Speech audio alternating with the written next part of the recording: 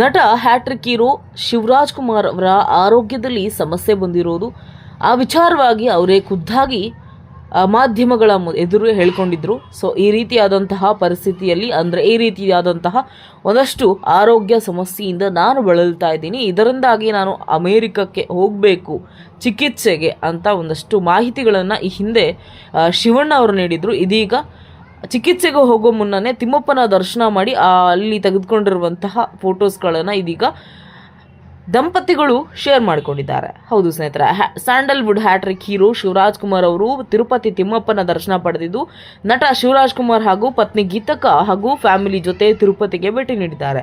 ಅಮೆರಿಕಾಗೆ ಚಿಕಿತ್ಸೆಗೆ ಹೋಗೋ ಮುನ್ನ ತಿಮ್ಮಪ್ಪನ ಹರಕೆ ತೀರಿಸಿದ ಶಿವಣ್ಣ ದಂಪತಿ ತಿರುಪತಿ ತಿಮ್ಮಪ್ಪನ ಮುಡಿ ನೀಡಿದ್ದಾರೆ.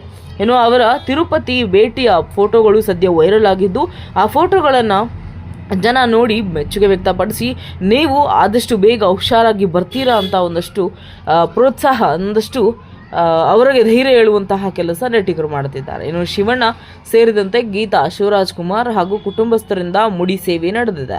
ಇದೇ ತಿಂಗಳು 18ಕ್ಕೆ ಅನಾರೋಗ್ಯದ ಕಾರಣ ಹೆಚ್ಚಿನ ಚಿಕಿತ್ಸೆಗೆ ನಟ ಅಮೆರಿಕ ಹೋಗಿ ಅಲ್ಲಿ ಒಂದಷ್ಟು ಚಿಕಿತ್ಸೆಯನ್ನು ತೆಗೆದುಕೊಳ್ತಾರೆ ಶಿವಣ್ಣ ಅನ್ನೋದು ಇದೀಗ ಹೊರಬಂದಂಥ ವಿಚಾರ. So hat-trick hero doctor Shivaraj Kumar ಏನಿದ್ದಾರೆ, ಭೈರತಿ ರಣಗಲ ಸಿನಿಮಾ ಅವ್ರದ ಒಂದಷ್ಟು ಯಶಸ್ಸು ಕಾಣಿಸಿರುವಂತಹ ಸಿನಿಮಾ ಇದೀಗ ಚಿತ್ರದುರ್ಗದ ಪ್ರಸನ್ನ ಟಾಕೀಸ್ಗೂ ಹೋಗಿ ಭೇಟಿ ನೀಡಿದ್ರು. ಆ ವೇಳೆ ದಂಪತಿ ಜೊತೆ ಗೀತಕ್ಕನ ಜೊತೆ ಕೂಡ ಹೋಗಿ ಆ ಒಂದು ಪ್ರಸನ್ನ ಟಾಕೀಸ್ಗೆ ಭೇಟಿ ನೀಡಿ ಅಲ್ಲಿ ಬರ್ತಕ್ಕಂಥ ಅಭಿಮಾನಿಗಳ ಒಂದಷ್ಟು ಪ್ರೀತಿ, ಅವ್ರು ತೋರಿಸಿದಂತಹ ಪ್ರೋತ್ಸಾಹ ಅದನ್ನೆಲ್ಲವೂ ನೋಡಿ ತುಂಬ ಖುಷಿಪಟ್ಟಿದ್ರು ದಂಪತಿಗಳು. ಸೊ ಭೈರತಿ ರಣಗಲ್ ಸಕ್ಸಸ್ ಬೆನ್ನಲ್ಲೇ ಇದೀಗ ಅವರು ಅಮೇರಿಕಕ್ಕೆ ತೆರಳುವ ಟೈಮ್ ಬಂದಾಯಿತು. ಯಾಕೆಂದರೆ ಅವರ ಆರೋಗ್ಯದಲ್ಲಿ ಸಮಸ್ಯೆ ಇರೋದ್ರಿಂದ ಟ್ರೀಟ್ಮೆಂಟ್ನ ಒಂದಷ್ಟು ಬೇರೆ ರೀತಿಯಲ್ಲಿ ಪಡೆದುಕೊಳ್ಳೋಕೆ ಇಲ್ಲಿ ಆಗದ ಕಾರಣ, ಸೊ ಅದಕ್ಕೆ ಅಮೇರಿಕಕ್ಕೆ ಹೋಗಿ ಅಲ್ಲಿ ಚಿಕಿತ್ಸೆಯನ್ನು ಪಡೆದುಕೊಳ್ತಾರೆ ಅನ್ನೋ ವಿಚಾರ ಗೊತ್ತಿರುವಂಥದ್ದು. ಸೊ ನಮ್ಮ ಕಡೆಯಿಂದನೂ ಹ್ಯಾಟ್ರಿಕ್ ಹೀರೋ ಶಿವಣ್ಣ, ನೀವು ಆದಷ್ಟು ಬೇಗ ಹುಷಾರಾಗಿ ಬರ್ತೀರಾ ಅನ್ನೋ ನಂಬಿಕೆ ನಮಗಿದೆ. ಸೊ ನೀವು ಕೂಡ ಆರಾಮಾಗಿ ಬರ್ತೀರಾ ಅನ್ನೋದು ಎಲ್ಲರ ಒಂದು ಆಶಯ.